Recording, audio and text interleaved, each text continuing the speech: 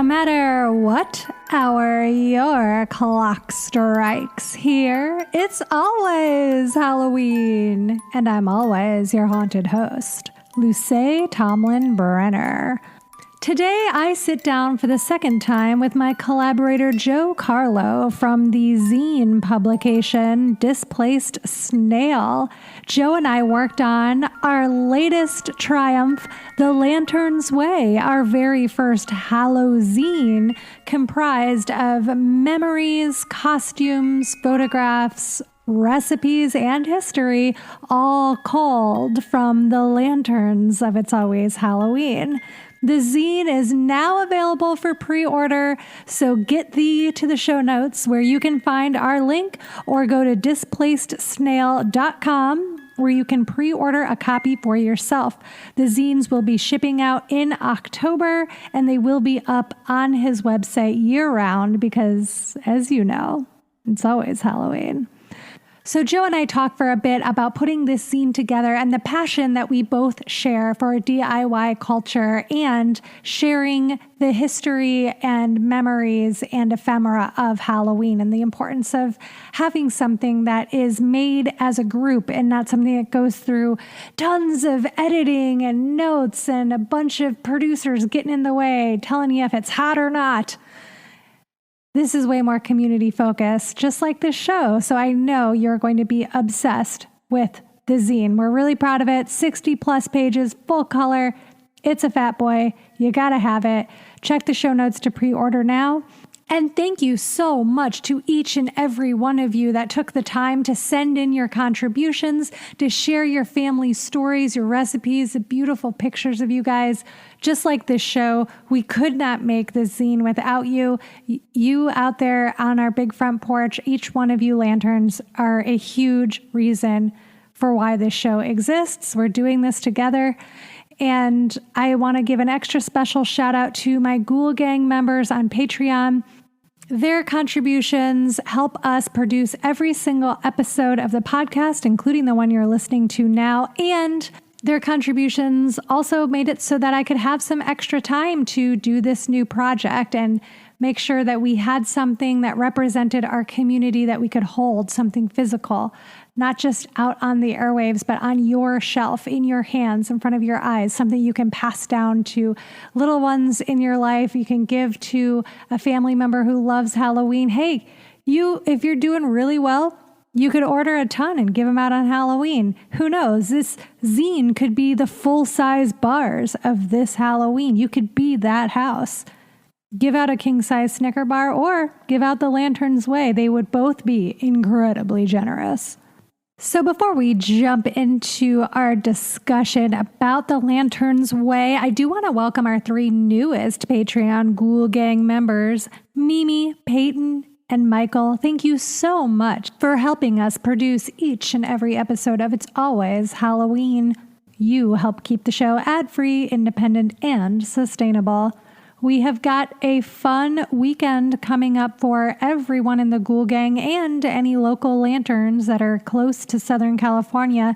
This Saturday, that's tomorrow if you're listening when the episode comes out, I am hosting a Carrie double feature in person at Grimturn Nathan's Haunted Abode. And it will be virtual too for everyone who's in the Ghoul Gang. So yes, our movie nights are typically for the chocolate eyeballs and the full-size bar tiers, but as a Halloween thank you, I'm opening up this double Carrie feature to every single Ghoul Gang member, no matter what tier you're subscribed at. So on Patreon, I will be posting the link. On Discord, I will be posting the link. Join us from anywhere in the world at 5 p.m. to watch Brian De Palma's Carrie, followed at 7 p.m. by Kimberly Pierce's Carrie from 2013, and we can discuss, compare, contrast, imagine how stories can be told so many different ways. You don't have to imagine. We're actually going to see a couple of examples. Then with that in mind, stop by our book club meeting on Tuesday night because we will be discussing King's very first novel, Carrie. In fact, on this very episode, Joe and I talk about how we love the ways in which stories can be adapted and retold and examined from a ton of different perspectives depending on who the storyteller is. So we will dive into that soon. Thank you so much for tuning into It's Always Halloween. And thank you for everybody who reached out about my wisdom teeth. Bad news, the teeth are still in my face and they hurt a lot. We're having some issues with insurance, waiting for this to get approved. Hopefully I will get that phone call any day now. Until then, it does hurt to talk. My whole face feels like it's on fire. So I think this episode sounds pretty good, but I know that I'm not coming with my full energy. So keep in mind that all of the bones in my face hurt. My skull basically wants to leave my skin behind and start a new life, and I just won't let it. So it's a contentious disagreement that's causing a lot of issues. So I'm going to go kick back with Children of the Corn and a bag of frozen corn. And you should kick back and listen to this discussion between me and Joe Carlough from Displaced Snail as we present to you The Lantern's Way. Available now at displacedSnail.com. Just click the link in the show notes.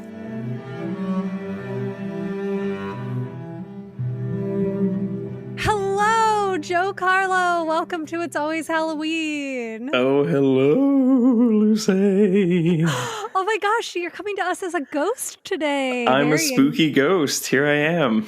Thank you for coming in character. And I just came as a haunted host. So this is actually a really perfect pairing. A host and a ghost.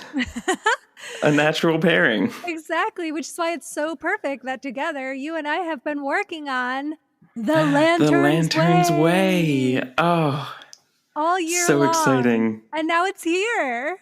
I know. I have been busy at work every day doing design and layout. There is so much good stuff in the zine. I can't believe it.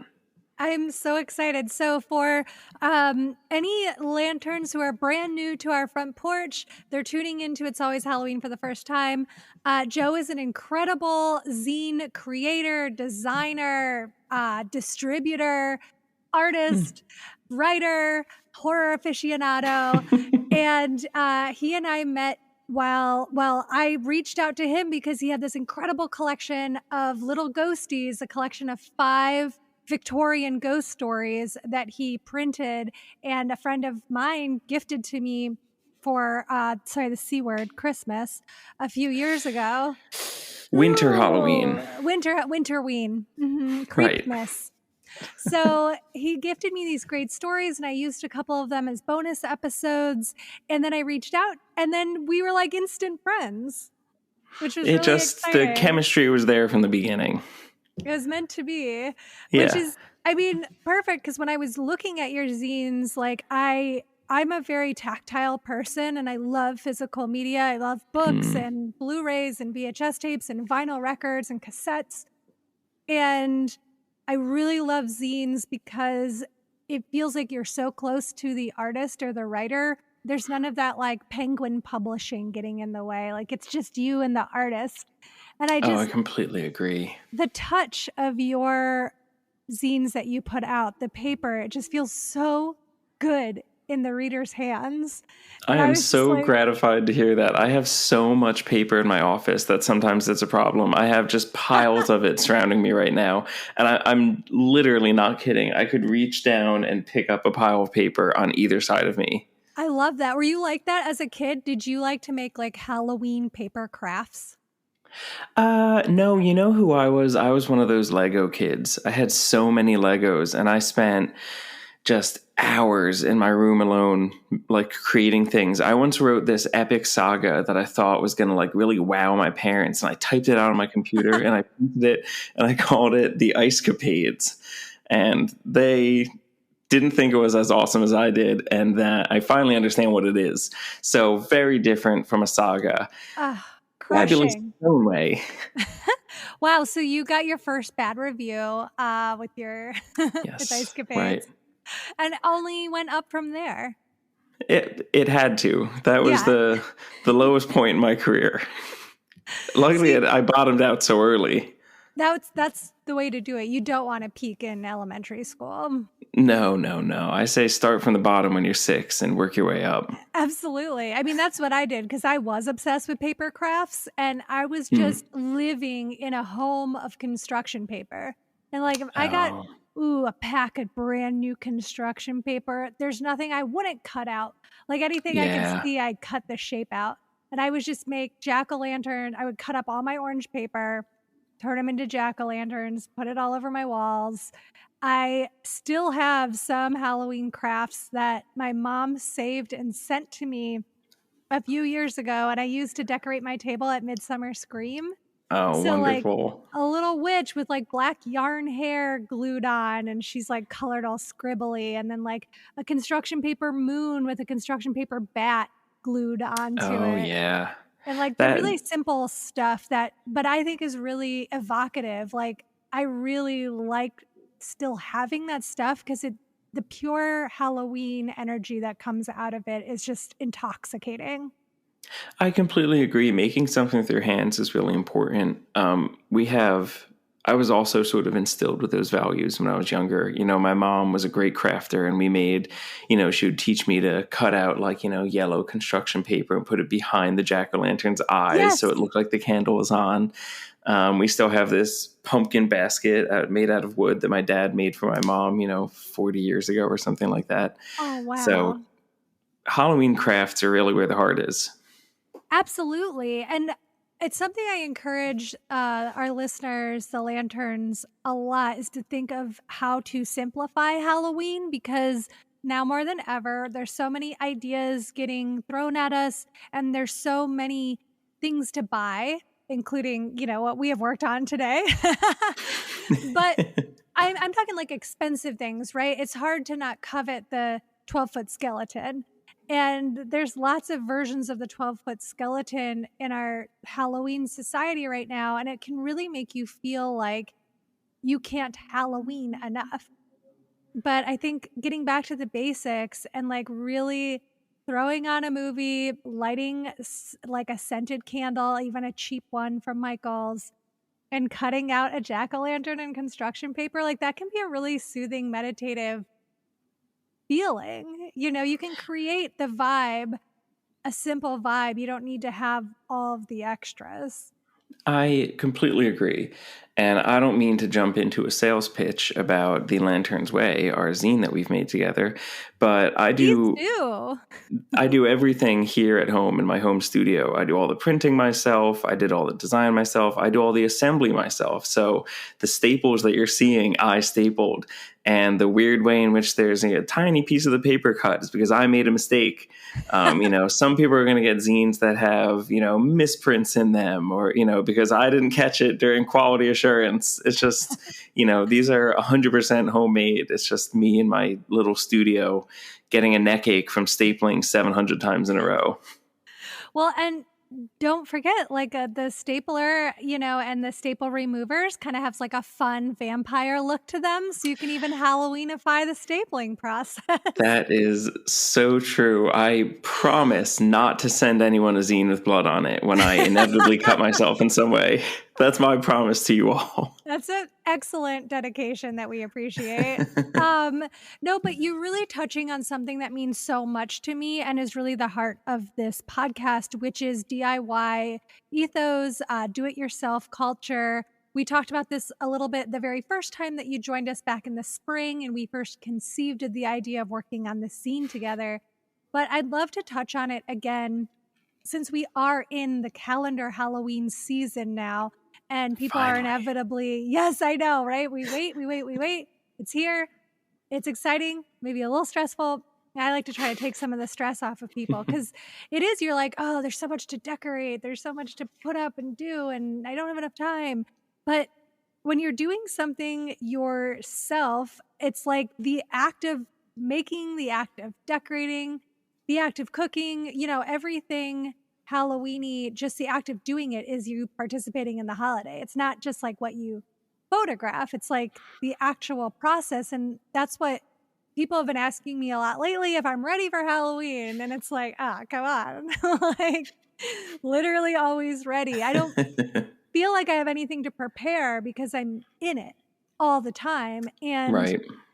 Sometimes like this work takes away, well, it doesn't take away, but I'm not going out all the time like I would have before I was making the podcast. I'm doing less Halloween stuff out and about, but it doesn't bother me because I'm soaking and stewing in Halloween stories all the time. And it's just so fantastic to get to have, I don't know, farm to table Halloween stories. How do you say that? Like, No, I totally get that. It's like, you sort of get to like live vicariously through other people's nostalgia. Hearing about their Halloween stories brings up your own Halloween stories that you like and sort of reminds you of what you might like to do this year for Halloween. You don't have to go out, but you can deck your house in Halloween gear. You can, try and grow pumpkins in the backyard. We have a tiny house in Philadelphia with a tiny backyard, and we planted pumpkins a few years ago, and they took over the entire yard. Our cat would go out and we would just see the pumpkin leaves swaying, and that's how we knew where she was. I love that. Oh, wow. That's so cool. So why don't we get into a little bit about what you like about zine making? Like, this is your professional job. This is what you do full time. How Weirdly, does one yes. get into that, and what is fulfilling about it for you?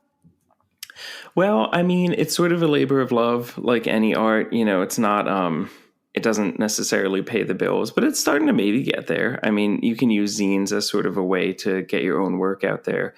I think what I love about them best is that it's sort of a pure form of writing and art expression. So, when you get a zine that someone is giving you, it hasn't been edited multiple times. It hasn't been, checked to remove things that are too personal. Sometimes someone just takes their diary and scans it with a photocopier, and that's their zine. I have a zine that someone's uncle wrote in the 70s about telepathic Bigfoot and how you can commune with him in the woods. And it's just, that could never be a book because, who would pick it up? But a zine, you can just make a zine. Anyone can make a zine. If you're listening to this, you should go make a zine. You can find tutorials on YouTube for free. They're wonderful. That's incredible. Yes, you and I were talking about this before we started recording. The democratic nature of zine making is very analogous to the democratic nature of podcasting. That there's just a little bit of learning and you have to invest in materials, but you can do it on a small level and just give yourself time to grow. And honestly, anybody with any voice or perspective on anything can make something really interesting that speaks to hundreds, if not thousands of people. Definitely. I mean, I've been at Zine Fest before where someone had a zine that their kid made, and all the kid did was draw on a few pieces of paper. Then they photocopied it and folded it in half. They didn't even staple it. But, there was their 8-page zine. And that is as acceptable as a zine as the ones that I spend, 2 weeks designing and printing and proofing and reading over. Like, that's as much of a zine as anything else is a zine.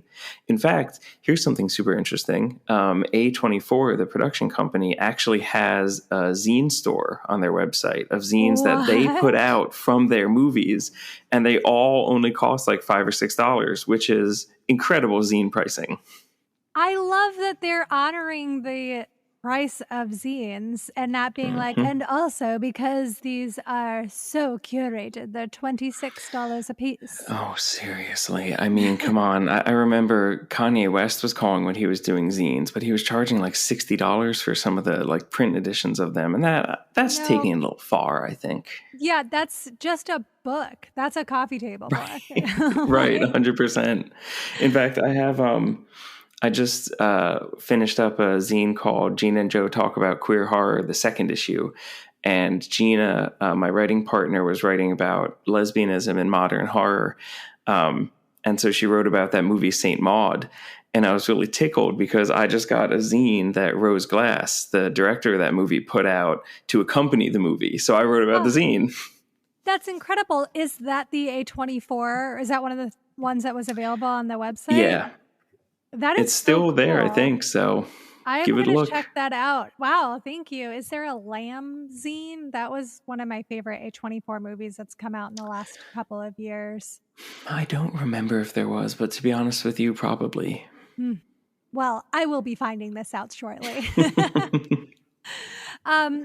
So I do really appreciate how, there's a whole world of people making zines, and everybody kind of agrees to what you said, that like there are different levels of output and polishedness, but there are no expectations on how often they're made, how polished they are. And everybody pretty much agrees that zines need to be under what, $15, $20 perhaps, if it's like glossy full color. Yeah, I would say so. Honestly, I've been making zines for 15 years now, so it sort of hurts my heart a little to see them cost more than $10. Yeah, But definitely. I understand times have changed and things have gotten a lot more expensive. So, you might see something full color and glossy for 15, but that's probably the, top echelon of zine pricing. You can still find plenty of zines for $1 or $2 on Etsy.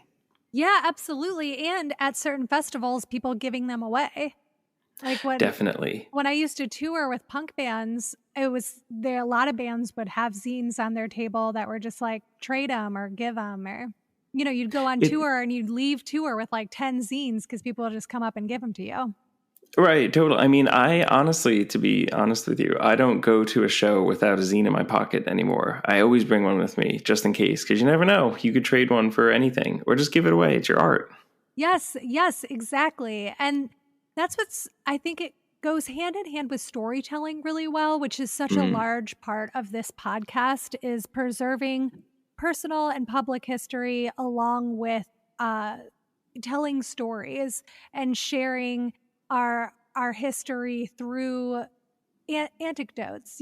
Things people say to me all the time that they don't feel like they have anything to share, but then they'll listen to the podcast and it'll trigger in a good way all of these memories that really they're like, oh, I guess that is interesting, or wow, I forgot that happened. And everybody has such fascinating stories filling up their whole life, and they just sometimes need to be given permission or just to have an outlet to tell them. And I really love that we've been able to collect so many of these personal stories in the Lantern's way, because it feels like it's a magazine in the best way. Like you're reading this, like you said, unfiltered, unedited stories. I did edit for grammar, so it'll be a little edited, but I did not change the content of anything. But just so pure. It's like a conversation that you're having with your fellow lanterns when you're reading the zine. Definitely. It reminds me of, I don't know if this is going to gel with anyone listening, but it reminds me of the church bulletins I used to see growing up. It would be like this little, piece of paper that opened up. It was almost like a tiny newspaper, but it said, so-and-so had a Halloween party last weekend. The McPhersons were invited and their son Joey dressed up like a vampire. And maybe they'd have a little photo of the party or something, but it was so incredibly ultra local, but it felt like you were really hearing from them. They were telling you what the party was and what it was like. And that's what this scene has sort of felt like reading through people's memories. It's like, we're all sitting down at a table talking and we're all just sharing our Halloween memories. Yes, exactly. And that's exactly what I wanted it to feel like when people are reading, because I feel like the difference too between something like this podcast and the zine and like, let's say a magazine, like a glossy fancy magazine, even something like Fangoria, which is something that it's a magazine I'm subscribed to. I like all the people who write for it. But there is an element when you're reading something that is, the output is, I don't know how to say it, like very professional or like mainstream. There is sort of like actually, you're not involved with this. We're telling you what's cool and you want to be like us. But you guys, the reader is down here and we, the creators, are up here. And, even like a celebrity, you think about tabloids and it's like these people were all at parties. You weren't at those parties. Don't you wish you were at those parties? Like a lot of magazines can, induce some FOMO. And I really wanted the Lantern's Way to be like the antidote to FOMO. Definitely. Like coming in, like come around the campfire. When you're reading these stories, it's not like, oh my God, Rebecca had this costume party and only the hottest girls came. And like, if you're a loser, you can't come. It's like, oh my gosh, Rebecca had this party and so did Cynthia. And we would love it if you came too. And Like, here are some photos. You can see what the previous parties were like and tell us about your parties. yes, there's really welcoming. It's like having the door open. When I went to college, all the dorm doors, they didn't have like the vacuum like shut on them. You could just like keep the door open. And I loved that so much. And it's such a Yeah. college thing, like walking down a hallway and all the doors are open and you can just see what everybody's doing and you pop in and out of people's rooms. And I understand for safety reasons, we can't do that when we just like go into adulthood. But I really loved that version of community where you could just be like, oh, I could just pop in and say Oh, hi to yeah. I used to Megan like that too. no matter what. Well, And that's like the feel that I wanted this to be, that it's not like Luce and Joe are telling you what's cool about Halloween and don't you want to be like us, and more like, hey, come on in, look at this thing that we're all doing together. Like, you know, I have a piece in here and you have a piece and your partner has a piece, and you know, Nathan contributed illustrations and recipes, but like none of this is our like vanity project. Like, right. it's completely equitable. Everybody who submitted something, it's in there. We made space. That's why it's a whopping almost 70 pages. Yeah, it's getting up there. It's going to be a pretty massive zine, I'll tell you. Yeah, thick daddy. I'm excited I about mean, that. it's great. Well, I mean, I was going to say it's great because it's like you and I are the CEOs, you know, and there's no like monetary bottom line that we have to hit. So we're allowed to just sort of say like, oh, send us your stories. Why the heck not? Let's put them Yes, in. exactly. And I think, you know, I've been in LA for 10 years and I've been doing comedy professionally for 12 to 13 years. And there really is this idea, especially when you're in LA, that like what you're doing is more interesting and more special than what anybody is doing anywhere else. Mm-hmm. And like, I'm the comedian and I go out to those flyover states to perform for the underlings. And it's just so gross. It like always bothered me. Like, I liked being a part of Upright Citizens Brigade because it was a theater that I really admired and I worked really hard to get there. But then the pandemic happened and it doesn't exist anymore. So that's its own little funny thing. Mm-hmm.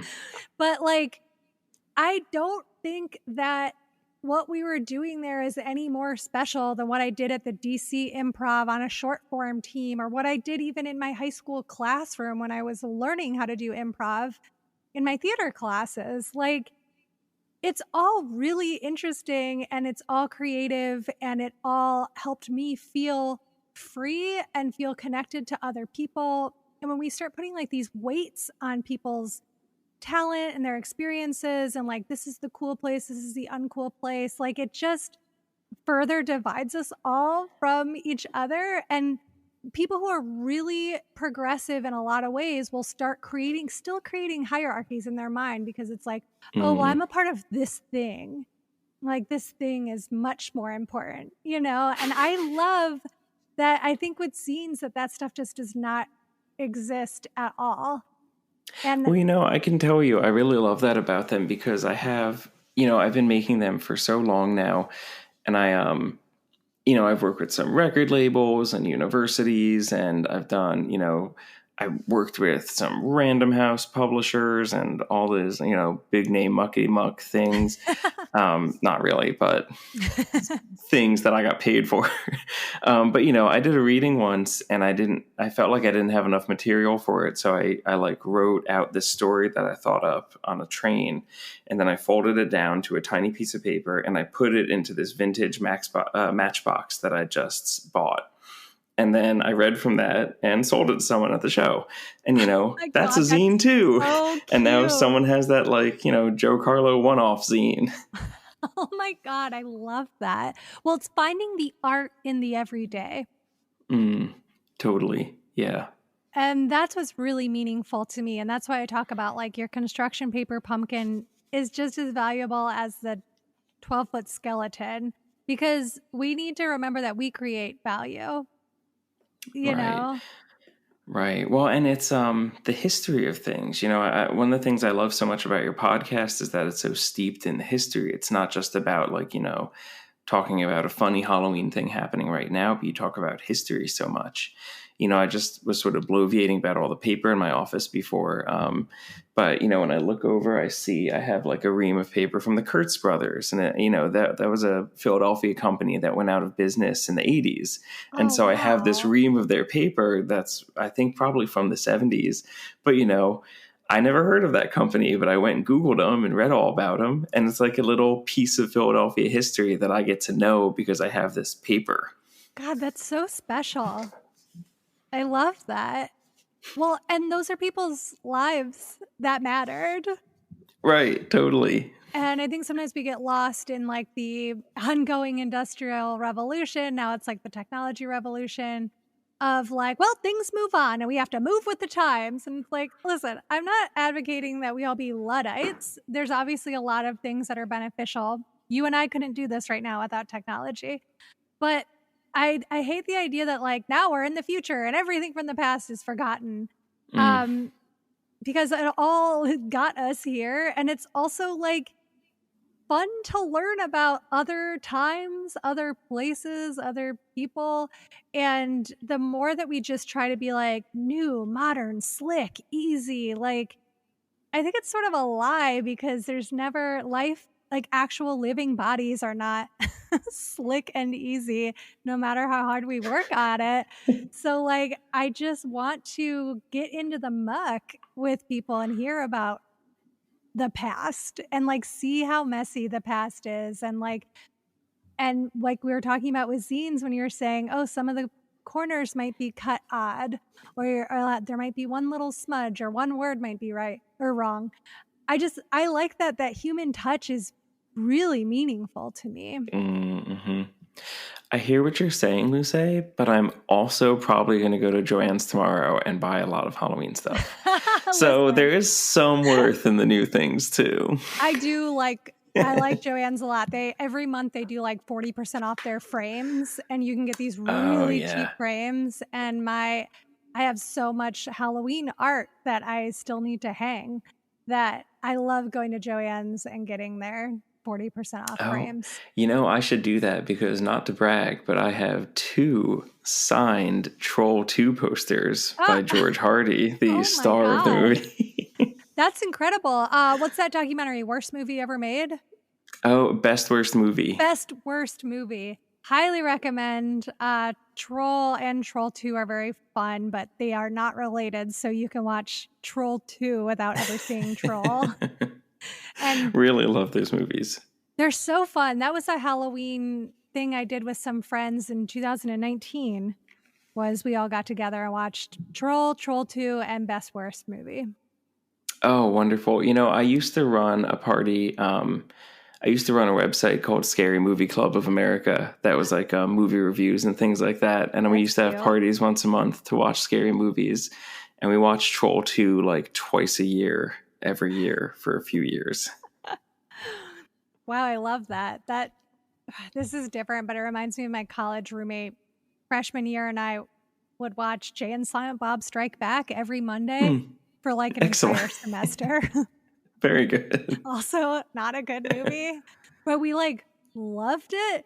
And I will say, watching it that much helped me get a Final Jeopardy question right recently about Morris Day and the Time. And no one else got the answer on Final Jeopardy except for me. And I 100% know it from Jay and Silent Bob Strike Back. Oh, isn't that great? Yeah. Trivia is everywhere in funny movies. Yeah, absolutely. Not Halloween-y, but had to share.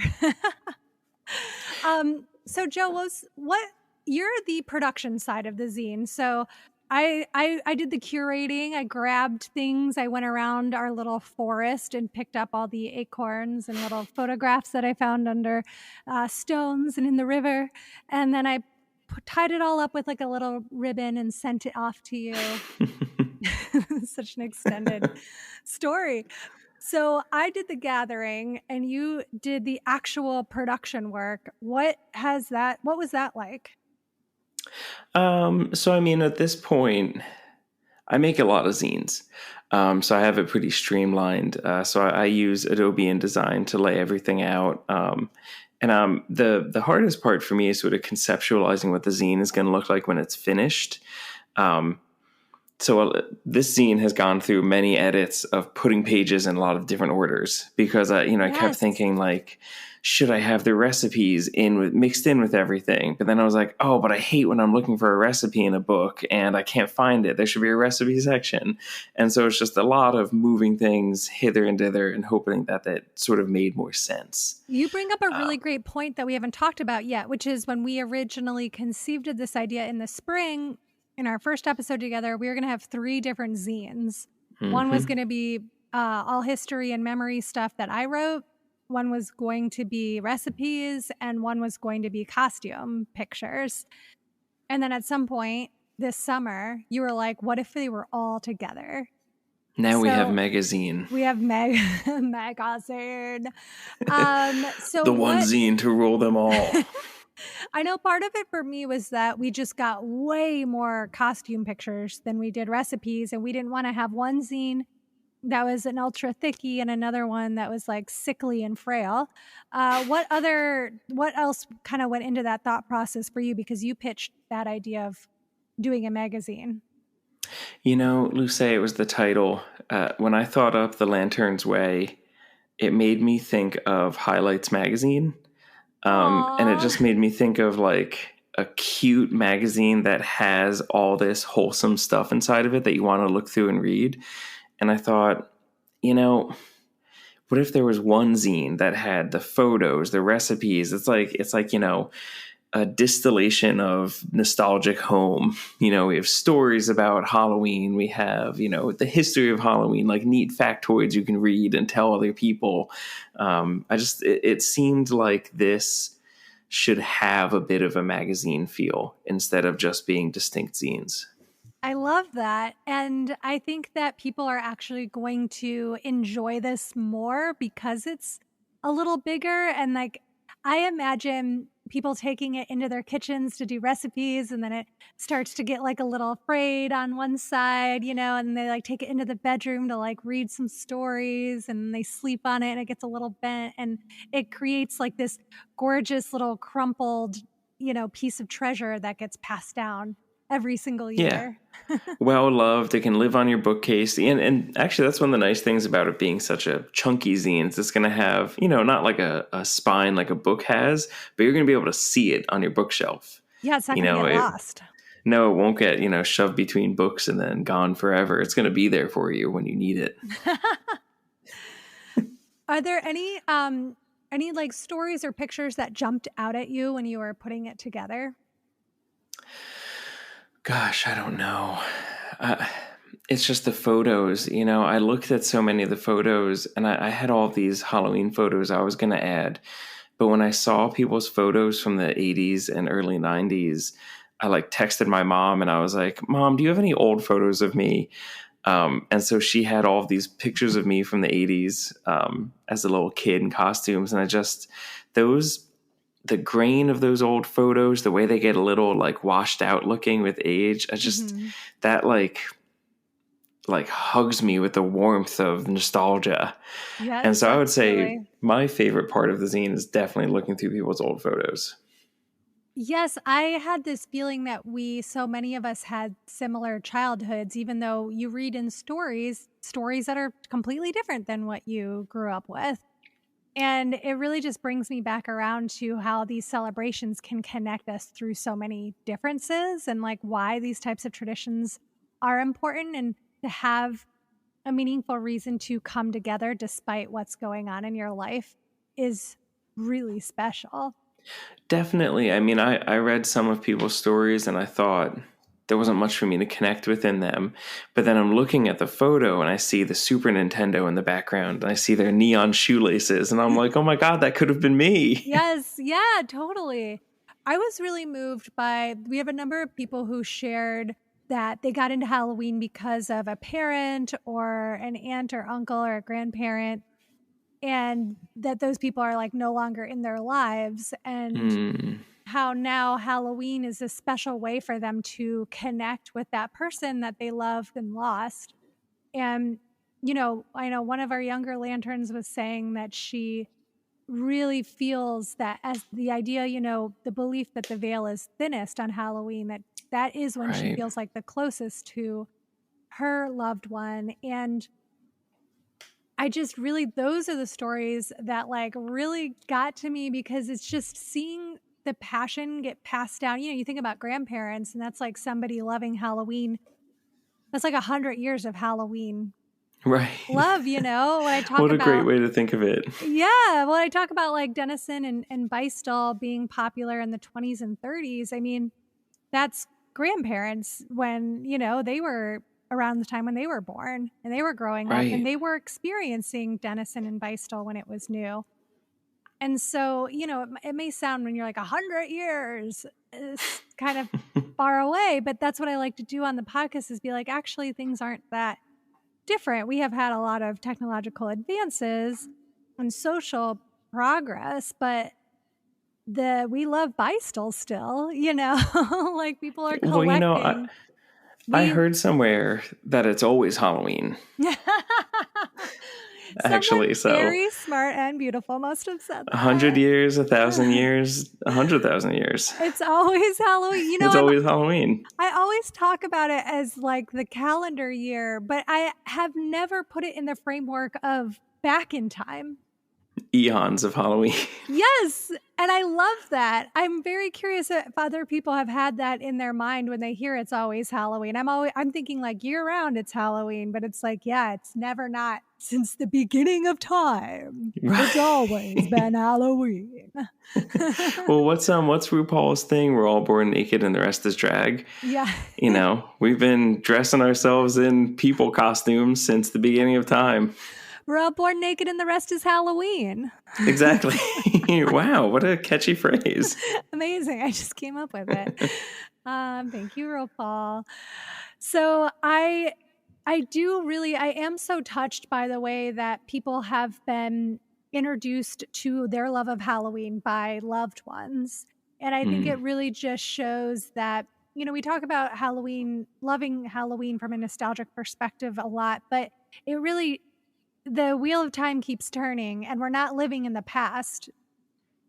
With our love for Halloween, with the zine, with the podcast, we're not obsessed with the past. We're like using everything that we've experienced in the past and then everything that was before our experience to integrate into our present and our future passion for Halloween. And like people who have younger lanterns in their life, like I hear our listeners talk about how much an older person influenced them to love Halloween and now they have kids. And I'm like, you're doing it. Like 4 and 5 generations of like passion.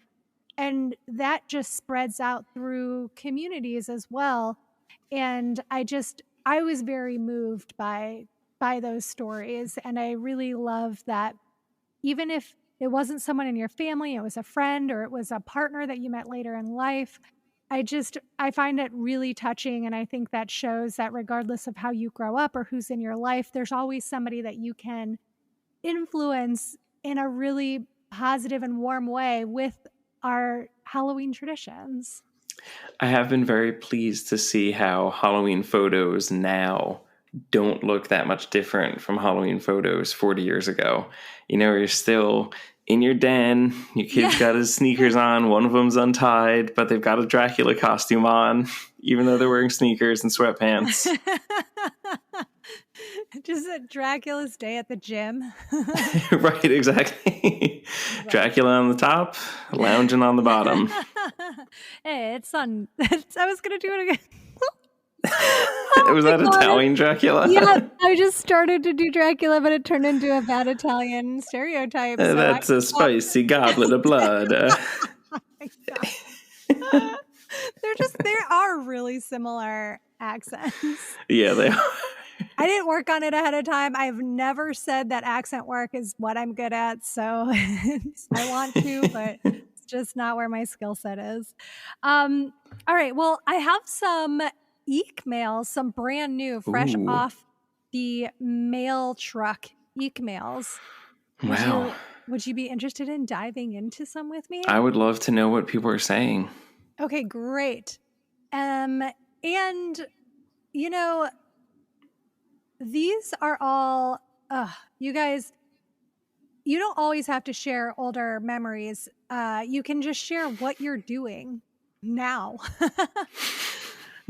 So we have like a really great mix of some older memories and just like how people are currently celebrating. Much like in every episode. I feel like that wasn't necessary. Sorry. On our guest episodes, it's unedited. So normally when I start to ramble, I edit that out. Oh, get ready, everyone. Okay, this EEEKmail has a fun subject line. I picked this out for you, Joe, because I thought you would have some input on this. The subject line is Spooky Yard Sailor. Hello. Oh, I'm ready. See, I knew it. Hello, my name is Lindsay, and I'm from Western Pennsylvania, about an hour north of Pittsburgh. How awesome is this podcast that you've created, Luce? I'm so thankful for you and all the work you and Pete are doing. Shout out to the great music throughout the show. Yes, indeed, Pete. Truly skilled with the soundboard. Agreed. I just started listening to you in mid-August 2022. It took me about 2 weeks listening all day at work, and now I'm all caught up and totally hooked. You know what? Quit your job and just do Halloween, you know? Like, that's the way... I guess keep the job, but don't do any of the work. Just do Halloween while you're there. I mean, that's what you're working towards. Yes, that is exactly it. Just Halloween work. It was so fascinating to hear how you and the podcast have evolved. Amazing to see how the term Luceo Lanterns came about and how you needed help getting to $500 to getting the podcast fully funded by the Patreon Ghoul Gang. True inspiration. Well, I'm so happy that I can provide some of that. You show with a little hard work on something you truly love and a great upbeat attitude, you can really accomplish so much. So now I want to know if any of our fellow lanterns are yard sale or garage sale enthusiasts, and do any of you look specifically for Halloween items? If so, what is the coolest item you have ever found? I myself love yard sailing, and my main focus is vintage Halloween. I scored huge one time when I found and bought for just a couple cents the paper pictures we used to put on our windows back in the day. Oh, great. I know, right? They are in pristine condition, and I plan on putting them in frames to hang them in my spare room that I use for yoga and crafts. I'm an 80s baby, so I have warm memories of using those pictures as decor when I was a kid. Every year, they would get more and more faded from the sun, and they would be so covered in tape because my mom would just take them down and toss them into the box for next year. Sure, I wish I would have saved them instead of throwing them away. I mean, what an atrocity to throw anything Halloween-related away. But at least I found these new replacements. Wow. I know. That's good. There's so much there, right? Yeah, I love it so much. I can't wait to talk about yard sales. Okay, she just has a couple book recommendations, and then we'll get into the yard sailing. I wanted to rave about a book that was suggested earlier in the podcast. I can't recall which episode or the lantern who suggested it, but I read The Scabbed Wings of Abaddon by Sean Kennedy, and it is so worth the read. I can't put it down, and I'm already almost finished with it after 3 days of reading. It's about another dimension after life and really makes you think and explore new ideas. It's also terrifying and extremely gruesome at times. I think it's perfect for this time of year. I also want to suggest the book Moonshine by Jasmine Gower. It's about witches and magic in the early 1900s. Again, this is another book that I could not put down. I'm so happy the air is getting chilly here in Western PA. There was an orange moon this morning, and I can see the fog rolling in. It's spooky season, and I couldn't be happier. We're moving to a new house, and I decided since I'm a new grandmother, we will start a tradition of having an annual fall Halloween party. I'm so excited to plan this event for my family. Lastly, I want to share some spooky embroideries that I've been working on. I've attached the photos. Happy haunting, fabulous wishes, and keep up the amazing work, Luce. Stay spooky in the Hallowverse. Lindsay K. Oh, I love that. I can't wait to see those embroideries. Yes, and I meant to email them to you ahead of time, and I did not. But they're really cute. She told me that she finds pictures because I emailed them, or I emailed her about them, and I'm like, oh, do you sell these? And she says not yet, but she just finds pictures she likes on Pinterest and then challenges herself to recreate them with embroidery. Wonderful. Wow. To kind of teach herself how to do embroidery. Isn't that so clever? What a cool skill to have. It seems like magic. I know. Well, it looks like she's doing them by hand. Well, you know what I mean, like with no pattern. Right. Yeah. Wow. All right. So, are you ready for me to talk about my best thrift store find or yard sale find of Halloween? Yes, because I don't have that many, so I want to live vicariously through yours. Okay, so as some of you may know, but probably don't, my partner is Katie Hagley, who is the author of a book called The Kitchen Witch. It's about making your own like remedies and like herbal remedies and beauty care products and things. But her very first book that she ever put out was called White Elephants, and it was about going to yard sales with her mother for years. That's so cool. Right. So when we first got together, we went to so many yard sales and thrift stores, and we still do. And the thing that we buy every single time we see them are window decals. So we have so many Halloween window decals from like, the mid 80s to like early 2000s. And none of them stick to the window anymore. But, we tape them up to our cabinets. We put them on the walls with a little bit of tape or something. And they are just fantastic looking. I would say that's probably our favorite thing to find Halloween based. I'm also holding a pumpkin right now. I thought you should all know that. It's on my desk and I can't stop picking it up. You look amazing right now. I was distracted the last minute of you speaking because I was like, what, is that a pumpkin now? I'm sorry. No, that's amazing. I came empty-handed. I feel like I should have some sort of a Halloween prop. And behind me is just my vanity covered in the crap that I collect. Well, your door has some lovely Halloween-themed paper products. That's true. From Trick or Treat Studios, I got the John Carpenter Halloween paper pictures to hang up. So they're inspired by the Beistel pictures, but they are of Michael Myers. Wonderful. I also, you know what? I just thought of something I did buy at a yard sale once. It was one of those old Oriental Trading Catalog ghosts. It's a blow-up ghost and has a light inside of it. And so you blow it up and then you hang it in a window and you can turn the light on. It looks like the ghost is glowing. Oh, but it's like a balloon and it has like, goofy looking eyes on it. And we 100% had those when I was growing up. So I remember those very fondly and was very happy to find it. Yes, you just unlocked a memory for me. I forgot that we had these blow-up ghosts that we would put in our front yard. It was 2, and there was that thick vinyl, not the blow-up that they have now that's like fabric, but like a pool toy.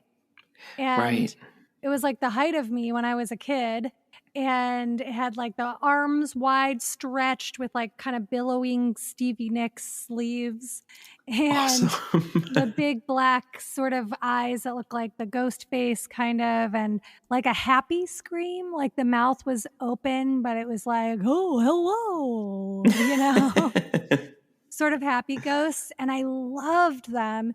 And they had little eyelets on the bottom so that my parents would like stake them into the ground so they wouldn't blow away or get stolen. Oh, very good. Yeah. Fun. I should say, I'm going to be in Pittsburgh on October 1st or 2nd for the Pittsburgh Zine Fest, and looking forward to doing a little George Romero sightseeing while I'm out there. Yes. We might go up to Evansburg and see the cemetery. God, I've go always to the mall. wanted to do that. I did that a few years ago, and it's a hoot seeing everything. It's so neat.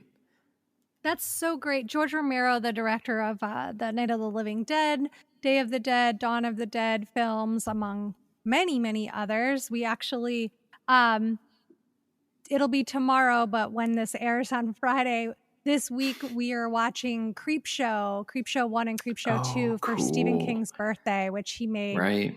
with George Romero. George Romero directed. So I'm very excited to kind of meld these two masters of horror together, and I can't wait to see the pictures. I hope that you get a chance to do that. Oh, I definitely will. That's a great recommendation for listeners too, because I know we have a handful of people in the Western PA area. These types of walking tours, going to where movies were shot, that's like a fun, easy, free thing that you can do to create a little spookiness and have a fun Halloween field trip without spending a ton of money. Yeah, and these ones, they're sort of all within driving distance of each other. So, you can just find someone who wrote a BuzzFeed article about it and go look them up yourself. Perfect. So I have not really gotten any good Halloween thrift items before. I think when I was little, my mom did find some cool stuff, and she was so clever with Halloween crafting. She would buy these busts, really cheesy looking, like ceramic busts, and then spray paint them and urns, big ugly urns. Cool. And, for a couple of bucks, and then she would spray paint them and age them, and she'd use them to make a cemetery in our garden. So when you would walk to our house for Halloween, there was you walk up the driveway and then you walk up a sidewalk coming off the driveway to go up to the front porch. So when you're on the sidewalk, there was a garden on either side of you, kind of lining the front of our house. And so on those two sides of the garden, she'd turn it into this cool cemetery. Oh, that's neat. Yeah, with those figures. And I know she would also just cut out, styrofoam and spray paint those to be gravestones. It was whatever we could make with what we had. That was so many of our Halloween decorations. Right. Yeah, Katie and I still do that for our costumes. We'll go out thrifting for the month and try and put something together. We have been doing a lot of couples costumes lately, which is new for us, but it's been very fun. Do you guys know what you're going to be for Halloween this year? We don't. Last year, I was Big Edie and she was Little Edie from Grey Gardens. And the year before that, I was, who is in Mommy Dearest again? Joan Crawford, and she was Tina. I guess we've done a lot of double women drag. Yeah. So who knows what we'll do this year. I really wanted to do Baby Jane. That'd be great. You'd be a great Baby Jane. Thank Not you. to be weird about it, but you could really pull that off. Thank you. I would love to do the little heart beauty mark on her cheek and the ringlet curls. And I was doing my makeup today, I was like, this kind of has a Baby Jane vibe to it. I was just going really heavy handed on it. And I was like, right. Just mess it up a little more. Yeah, exactly. So, but yeah, then I just have to get Isaac to be my sister, Joan Crawford. Perfect. Yeah. Last year, we did our first couple's costume, which was wordplay, which I technically am not a fan of doing for my own personal costumes because it's a lot of trying to get people to appreciate it all night long. But we were the dead Kennedys, and we were the ghosts of Jack and Very good. Jackie. Yeah. Perfect. Yeah. That's wonderful. So it was both wordplay, and it had to be well, there's this band. Right. It's multiple layers of being in the know. Exactly. I threw a party with one of my best friends, Ghoul Gang member Elisa, who has called in and contributed a lot of interesting stories about cemeteries. We co-hosted a party last year. So most of the people there were people who knew who Dead Kennedys were, but there was, there's always a work friend who just really listens to Top 40 and has no clue, which is fine. But I'm then the weirdo being well, let me pull up this punk song from the 70s. Right. And you're like, sit down for a minute. Let me tell you about New York in 1972. Yeah. It's exposition. You need to know before we get to the Dead Kennedys. Yeah. Before we even get to South Bay. Yeah. And here's a song about Cambodia. See, Pol Pot was a dictator who Not exactly what I'm trying to do at Halloween parties, yet I tend to always get some type of obtuse costume together. It's my toxic trait. Like, I can't just do Yeah. something simple. Right. We did Ducky and Andy recently. Maybe we'll do like John Bender and someone from the Breakfast Club next time around. That's pretty fun. I think I could do a solid Bender. Absolutely. And then you should also have a little like, stereo or something with you all night long. Yeah. Or at least on your phone. You have to play Don't You Forget About Me. Just over and over again. Yeah, just that one part. Right. And you can just walk around with your hand up, walking through the party, pumping your fist in the air. Just continually jumping. Mm-hmm. And you'll have that cool earring. Oh, I'm going to have to get my ears pierced. That's usually my level of dedication to Halloween. Like, well, I've been thinking about getting my ears pierced for a while, so this is as good a reason as any other. Wow, that's fantastic. Oh, I love that dedication to Halloween. I'd love to hear from any other lanterns that permanently alter themselves in dedication to Halloween.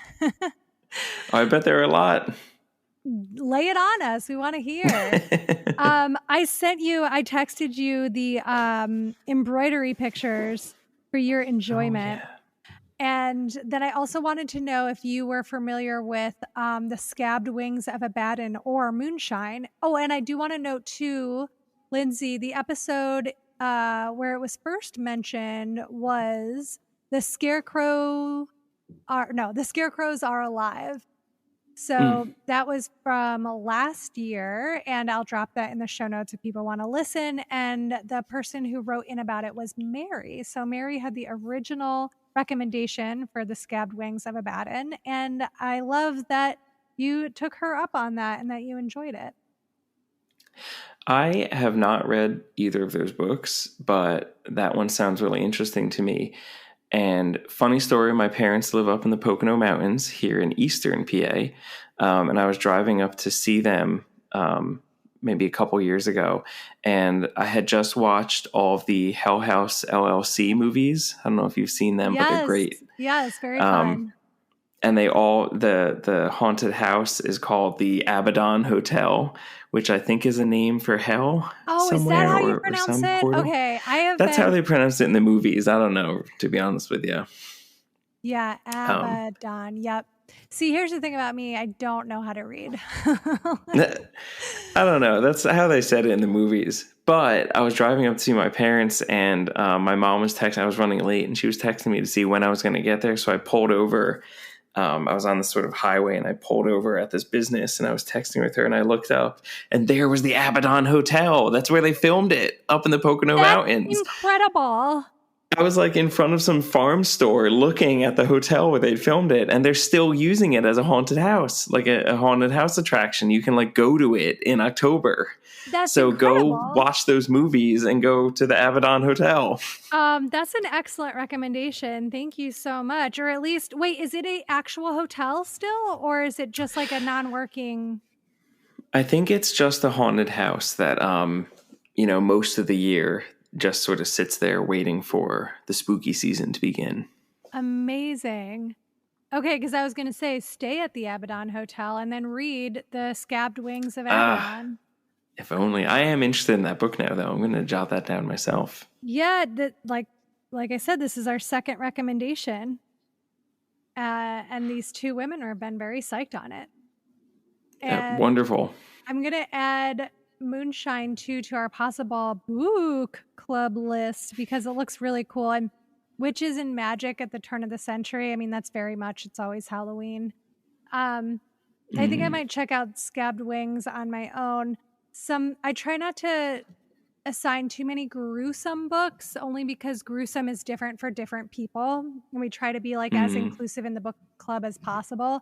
So you never know like how violent something is going to get and like if that's going to cause issues. So I just want everybody to have fun. Oh, I was listening to your latest Small Frights episode, and I thought of a recommendation for a future book club movie night crossover. Oh, yes. Lay it on me. Well, not to shill for my own work again, but in the Wintry Horrors issue of Gina and Joe Talk About, I wrote a long, I like really dug into the movie The Thing, because there's been 3 iterations of it. There's the one from the 50s, the one from the 80s, and then the one that was made about 10 years ago. And while I was writing about it, I learned that it was based on a novella from the 20s, I think it was. And so, you can find the book as a PDF online, like all these different colleges have it that you can just download.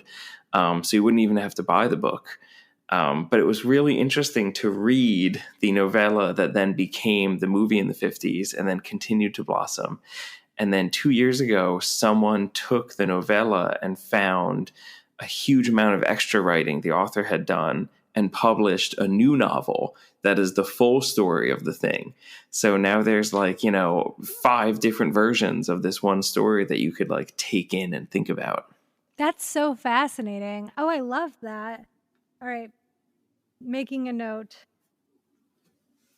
Yeah, that's what's so great about storytelling is the ways in which you use different lenses and discover different stories. Even if it's one story, you think it can be told one way. Absolutely not. It's endless.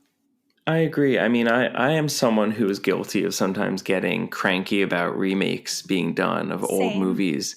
But, then before you know it, 15 years goes by and there's a remake of the remake. And suddenly it's kind of interesting to be like, let me watch all of these versions and think about how different people have seen this piece of art. Especially if the person at the helm is trying to say something new or saw something in, if it is based on a story, saw something in the original text that the first adapter did not see. That's why this weekend, because we're in Stephen King's September, I'm showing Carrie, Brian De Palma's Carrie from 1976, double featured with Kimberly Pierce's Carrie from 2013.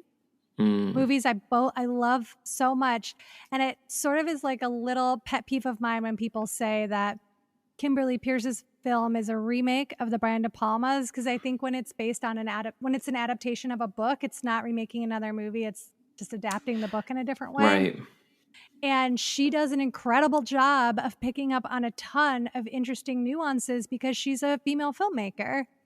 And so it doesn't have some of the, iconic shots that Brian De Palma has in his film, because he has a very specific eye and was known for making these beautiful / exploitative in a fun way horror and thrillers of the 90s and 80s, but 70s and 80s. But her what she does with the text is so fascinating, and the way she brings out the emotional aspects of Carrie and the mental illness of Mrs. White in a way that the Brian De Palma film doesn't really have depth in that way. Artistically, right, it's gorgeous, but as far as adapting the text and what it means, I think Kimberly Pierce does a better job at that. So both films are so interesting and so important to me. And I think that they show how one person can read one story and see it in 2 totally different ways. And that's why I hate the whole, why are we remaking this? And it's it's a story.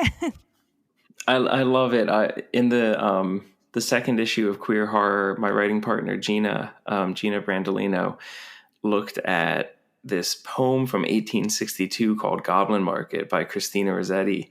And, she read it as a lesbian. And, suddenly it's 2 women and one of them's covered in these goblin fruit juices and says, lick it off of me.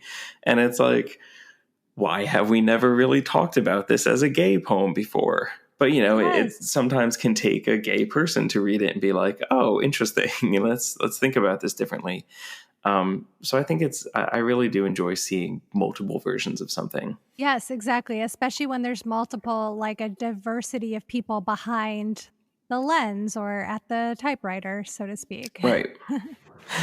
All right. Amazing. Well, let's pull up. Oh, did you get a chance to see the, I did. I love them, especially the witch hat.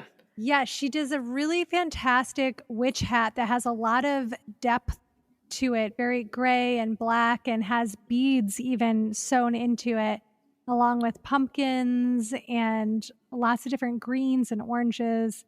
It just feels very, very autumnal. And I am a fan of the Hello Fall because as much as I love Halloween, I adore autumn. I love leaves and gourds and pumpkins even before they're carved. Yes, no, I agree. In fact, I love jack-o'-lanterns, but I have gone on record by saying that I think carving them is tedious and is not my favorite Halloween activity. So I really like just decorating with pumpkins uncarved in my humble apartment because you can just keep them through November and maybe the little... I keep them up until I put the Christmas tree up, and sometimes I don't put the Christmas tree up till late. So sometimes there's pumpkins in my house in December. I mean, I don't have the heart to get rid of them when they're still healthy. So usually come like February or March, we still have a few pumpkins hanging on. It gets a little strange. But I mean, what are you supposed to do? Throw it out? No, I totally agree. We throw them out when they say they're ready to go. When they start exactly to get a little mushy, then we're like, hit the bricks. So yeah, I like to take them out back when they get mushy and throw them against the wall in our backyard because that way next year we get pumpkin plants. That sounds so satisfying. Oh, one day if I go out front and throw them, then I'm a menace to society and I've ruined the entire city block that I live on. Somebody will get their bird scooter tire stuck in it and it'll fling them into the street. So I just have to quietly put them in a bag and take them down to our back alley garbage can. It's not a... Don't worry, our yard is tiny. So by throw, I mean toss about 8 feet until it hits the wall. Still so satisfying. The crunch. Right, still get pumpkin plants. Yes. Well, Lindsay, thank you so much for this letter. Oh, I did want to say one other find that I had at Goodwill a few years ago, Goodwill in Los Feliz, which is notoriously difficult to find anything good at. I found a Halloween 3 Season of the Witch t-shirt for $3. Oh, wow. And it was like the VHS cover with like the face and the kids' shadows walking across the hill. It looked like the VHS tape. No, that is wonderful. It's a beloved item of clothing. It was just on an end cap. Like it was on the end of a rack. And I was like, I like saw it from across the store and like did that beeline where on the trip, you're convinced you're going to have to start fighting other people who also saw it at the same 100%. time. And then I grabbed I mean, I've followed people around the store who have something in their cart that I want, just being like, please decide against it. Yes, and I'm just going to drop it. Yeah. Especially you never know at the register, they might put it down and you need to be there to pick it up. Yeah. I did that once with a stonewashed jacket that girls much younger than me were trying on and making fun of. And I was like, that jacket's my style. And they're like, ha, ha, ha, don't we look stupid and old? You know? And I was like... You should have been like, yeah, totally. Just go put it back. You don't need that. You look so ugly right now. I'll put it back for you. Please hand it over.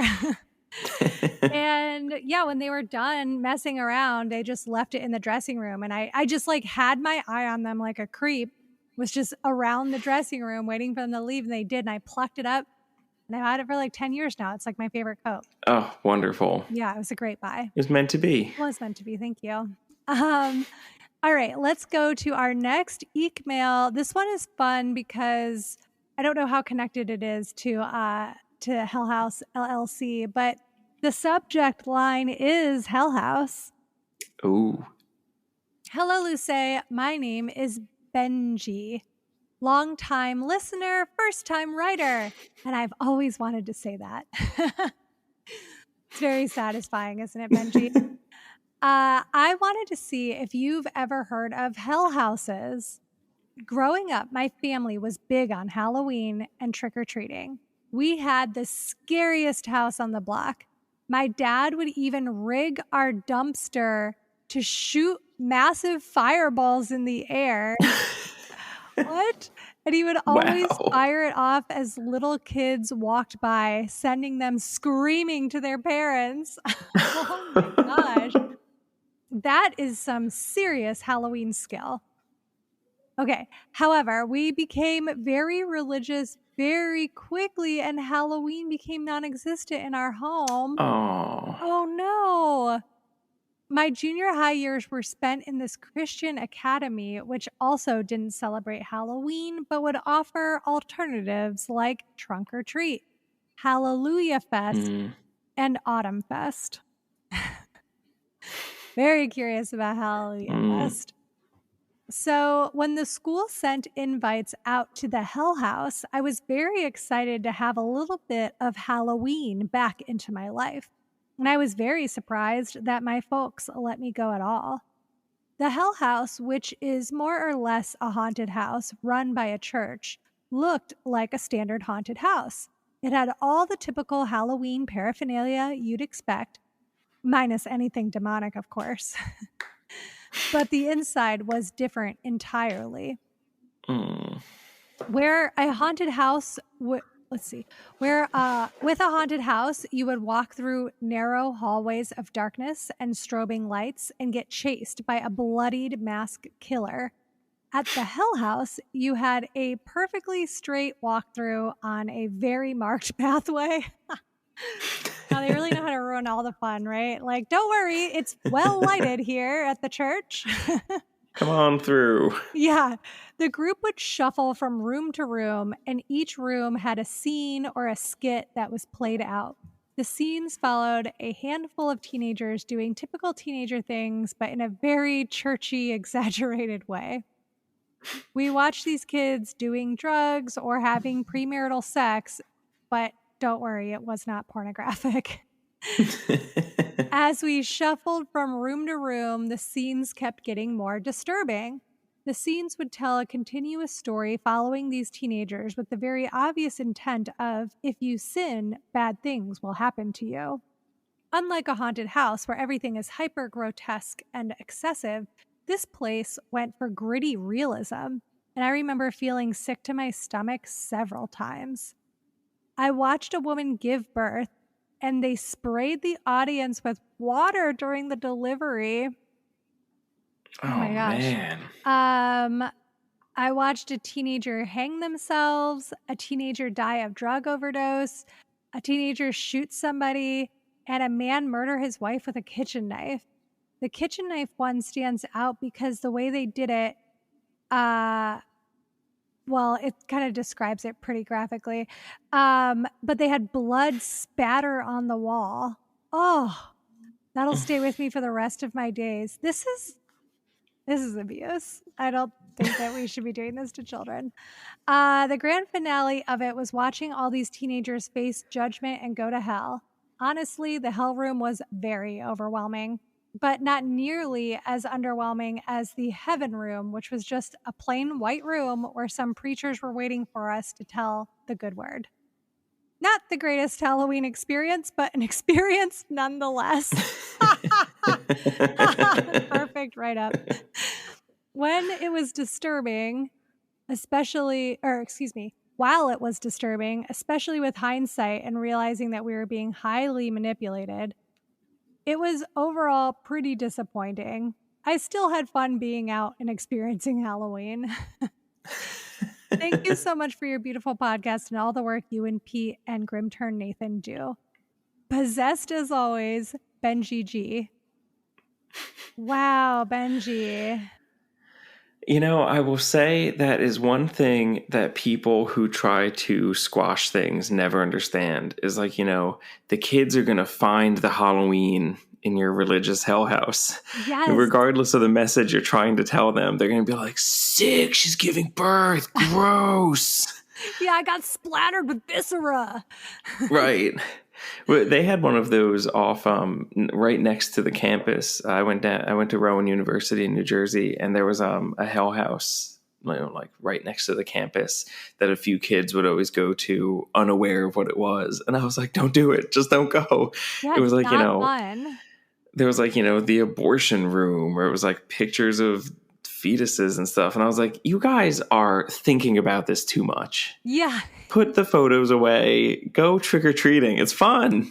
It doesn't have to be a big deal. Yes, but I hear so many stories from people who grew up not allowed to go trick-or-treating and from grew up in families who thought that it was demonic, which is just really, like you said, overthinking it.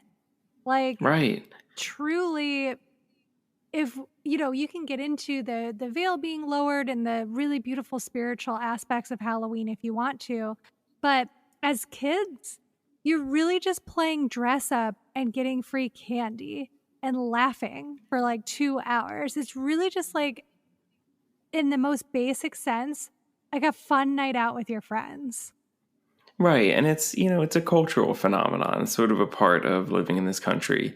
I happen to think if you're scared of what Halloween might represent, treat yourself to a home improvement episode or two, the Halloween episodes, and you'll see it doesn't have to be that scary. You were telling me how much you loved the home improvement Halloween episodes, and I heard that from a number of listeners as well, and I just don't remember any of them, but they just put all of home improvement on Hulu, so I was thinking of tracking them down. I can't vouch for the show outside of the Halloween episodes, but I remember those being a lot of fun. I mean, I remember loving the show as a kid. I mean, JTT forever. But of course, I just don't that remember. goth phase. Yeah. Whew. Oh my gosh. I don't remember anything except for JTT and Pamela Anderson. Classic bisexual response, by the way. Right. Of course. Yeah, I think my heart really lies with the Roseanne Halloween episodes, but those are my all-time Home Improvement favorite. was good too. Yeah, and the Roseanne episodes also, it's just like a family having a good time. Like, right. There's so few people practicing anything serious. Do you know what I mean? I mean, we have a lot of witches who listen to the show, and I myself practice witchcraft, but it's not a necessary thing or a thing that most people do in connection to Halloween. Right, I completely agree. For a lot of people, it's aesthetic, So I just think I'm surprised that there's been as much blowback as there has, just because, I don't know, growing up, Halloween seemed so pure to me. It seemed like such a thing that you did with your family and you did with your friends and their families. You get to see your neighbors and meet your neighbors, and it seemed like such a good way to be a part of the community. I suppose I can understand some people's like religious blowback to it, but I also feel like, there can come a moment where you can think like, wow, this is good for the community. Let's do it for the kids. Yeah, exactly. And I mean, I grew up in a congregational church, which is notoriously like, we welcome everybody.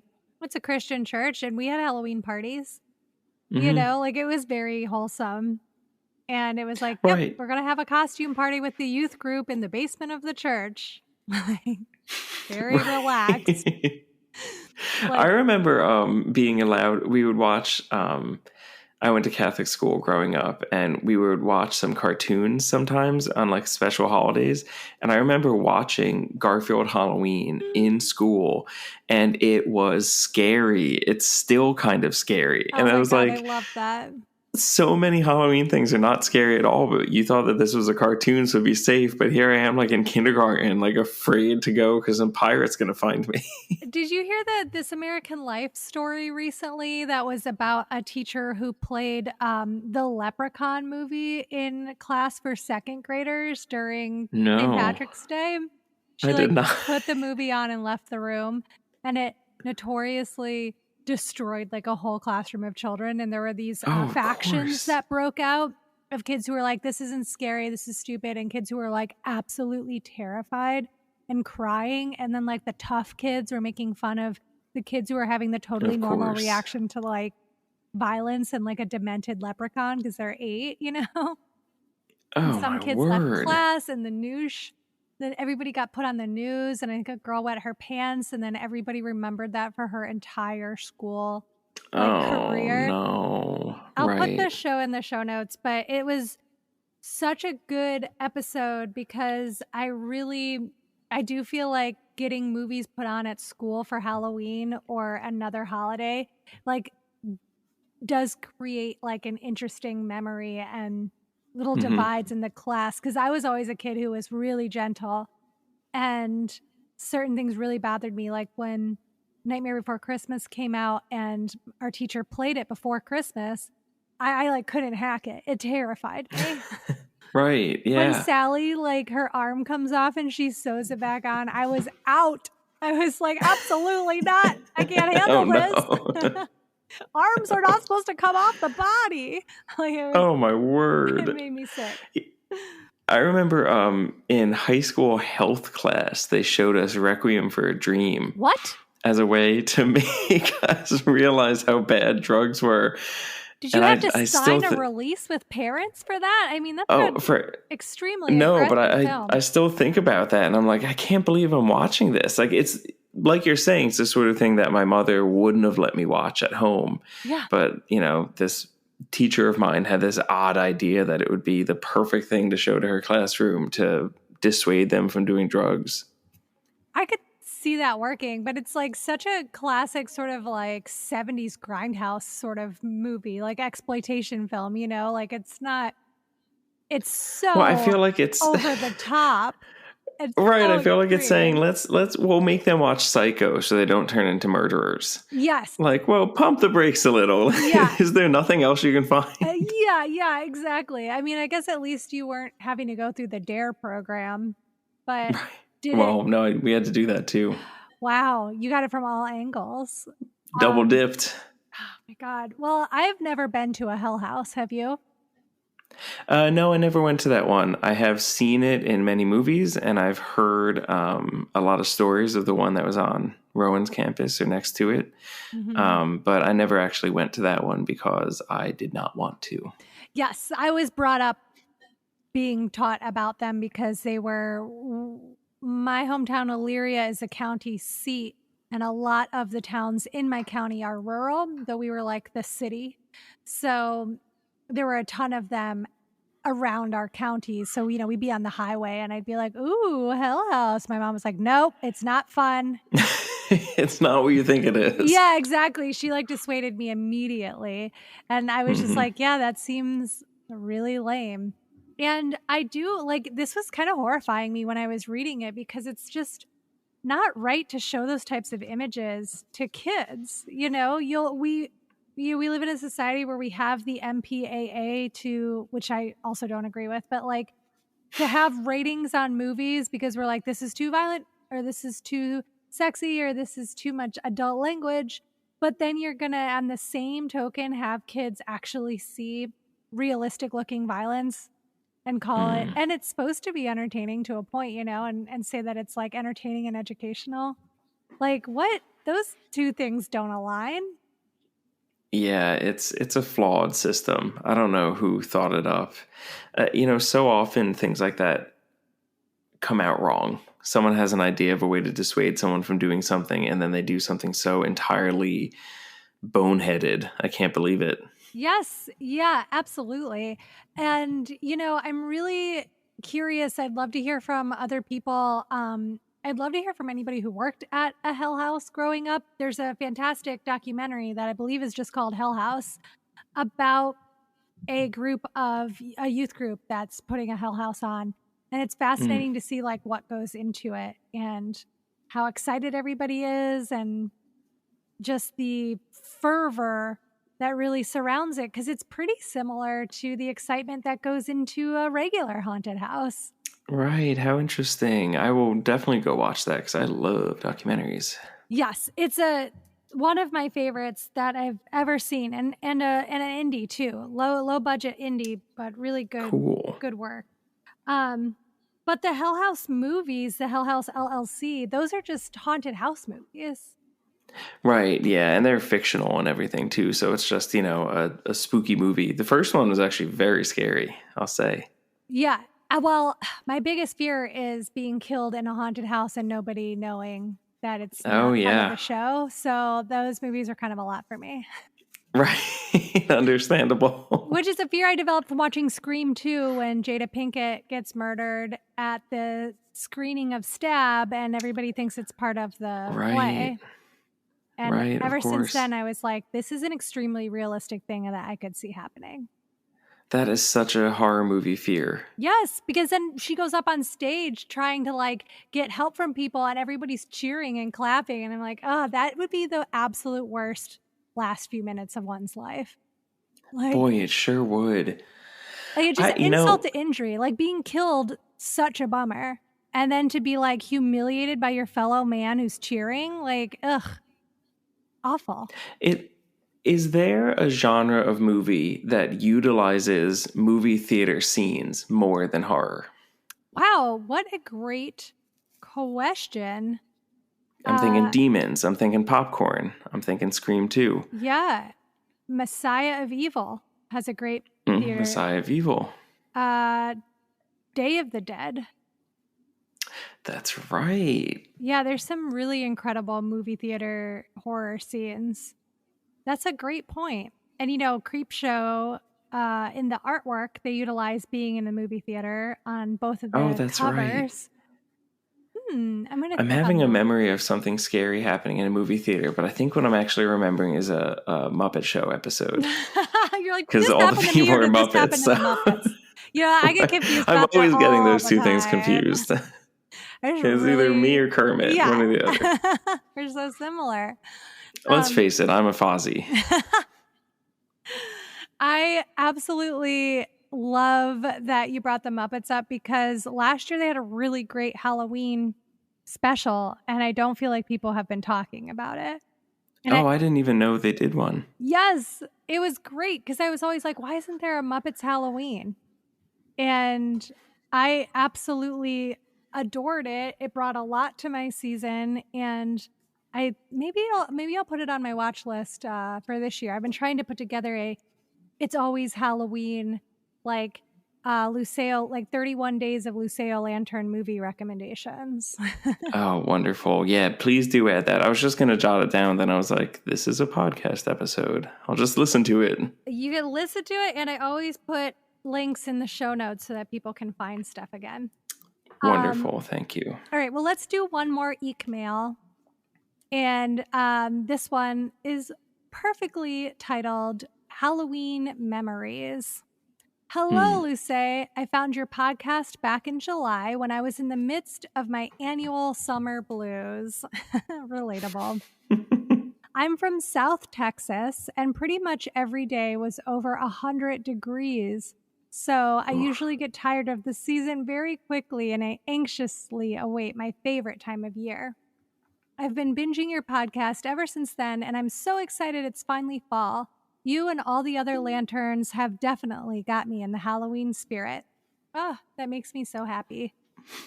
I figured I should probably write in about my Halloween memories from when I was growing up in the early 2000s.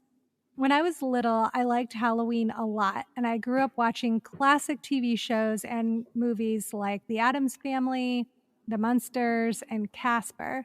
But I was absolutely scared of everything else. I was terrified of Hocus Pocus, Ernest Scared Stupid, The Nightmare Before Christmas. Yes, it's scary. And don't even get me started on the girl with the green ribbon. Oh, chilled me to my core. My usual go-to costume was a little witch, although one year I was Cinderella, and I remember my mom had to carry my shoes because they hurt my feet, and I walked around the neighborhood barefoot. I would always go to my mom's best friend's house, who had 2 sons that were around my and my brother's age, for pizza and junk food and costume photo shoots before we went trick-or-treating. Oh, does that not capture such a moment for you? Yeah, no, I can feel it. I can feel myself in the leaf pile in my friend Matt's backyard. Oh my God. Just eating pizza in your costume and being like, I can't mess up my costume. Uh-huh. And just getting your Halloween pictures, but having a little bit of pizza sauce at the corners of your 100%. mouth. Oh my God. Okay, she says, there is one picture of me as Cinderella, probably around 5 years old, standing a good ways away from everyone else because my closest friend was wearing a really scary mask. Oh God, I love that. Like I said, I liked the cozy parts of Halloween, not the scary parts. At least that was the case until R.L. Stein's The Haunting Hour, Don't Think About It movie came out on Cartoon Network when I was in the 4th grade. At the time, my little brother, who was in kindergarten, was obsessed with everything spooky, and I was determined to watch this movie with him because 2 of the actors in it were also in The Hannah Montana Show. Very good. I love that. That's so great, those little connections that you make when you're a kid. I did that all the time. If I saw somebody on TV, I had to see them in a movie. Well, when you think like, well, this is going to be safe for me to watch because the Hannah Montana people are in it. Yes, the Hannah Montana connection will keep me safe. When the movie was over, our roles were reversed. I became obsessed with all things Halloween and scary, and my little brother was terrified for months. It took him a long while to recover his love for Halloween. Aww. It was then that our older brother, who would have been a freshman in high school at the time, started to let me watch those scarier movies with him, like Halloween, Ghostbusters, Beetlejuice, Friday the 13th, and my Halloween obsession was off. I was always too scared to watch a really scary movie without him, but the year he left for college, Danielle Radcliffe had just come out in The Woman in Black. I had to go see it because it was one of the first movies he starred in after the Harry Potter series, so I had to support him. Of course. Of course. No, naturally. And, Harry Potter's witches, it's already a little spooky, so it's like little baby steps. Although I was freaked out to go without my big brother, I dragged my mom to the theater to see it, and I ended up hiding behind my box of Junior Mints the whole time. To this day, that movie freaks me out. It's scary. It's a pretty scary movie. I love a movie where you see things happening in the background. So, and I remember when the witch shows up in the mirror in the background, you see her walk across the room. Oh, it's so chilling. No. Also, I just love gothic horror, and I love how gray and chilly that movie looks. I think it's great for Halloween time because even if you're in a warm place like I am, just watching the movie does give you a little bit of that like foggy, chilly autumn feel. Oh, yeah. Now that we're adults, the three of us always bond over our love for scary movies, for Halloween, and and we force each other to watch our new favorite movies if the others haven't seen it yet. I'm trying to get them to watch The Haunting of Hill House, but since I'm the only girl, I usually still get outvoted. Boo. But The Haunting of Hill House is really scary. That's right, and not gendered at all. No, not gendered at all. Has more male characters, in fact, or maybe it's equitable, but is a show that's like also directed by a guy. Like it's a very ungendered show. And it's so scary. Yes, super good. Okay, well, tell your brothers that Joe and Luce vote for The Haunting of Hill House this year. Oh, sorry, go on. No, go ahead. I was just going to say 100% endorse it. Endorsed. Okay, the last part here. My apartment usually has Halloween decorations up all year round, and my close family and friends call my two cats that I rescued Halloween decorations because they are orange and black. Aww. Anyways, thanks so much for the podcast. I hope you realize how much it means to me and so many others. Stay spooky, Apollonia. Oh my God, I love this letter. Thank you so much. Too. Also, what a beautiful name, Apollonia. Oh, isn't it? Yeah. It's like a Pixies song, isn't it? It sounds like it should be. It really does. Is off Surfer Rosa, maybe? Yeah, definitely. We have a cat who comes visit us in our backyard. She like walks along our fence. We call her Pumpkin Spice because she's that kind of brindle, that like, black and brown and orange color. And it's just, she starts showing up again in the fall and it's time. It's her time. Oh my God. I wonder if she's trying to tell you something. Maybe she's your familiar. I think she's trying to tell us that there are mice in our backyard, which we already know. We're trying to keep them out. She's like, don't worry, I got you. Right. Thanks, Pumpkin Spice. That is so cute. I've always wanted one of those brindle cats. I love those little flecks of orange. They're so stylish. Yeah, it really is. It's such a neat coloring. Oh, Halloween cats. I love them. I know. I just love that.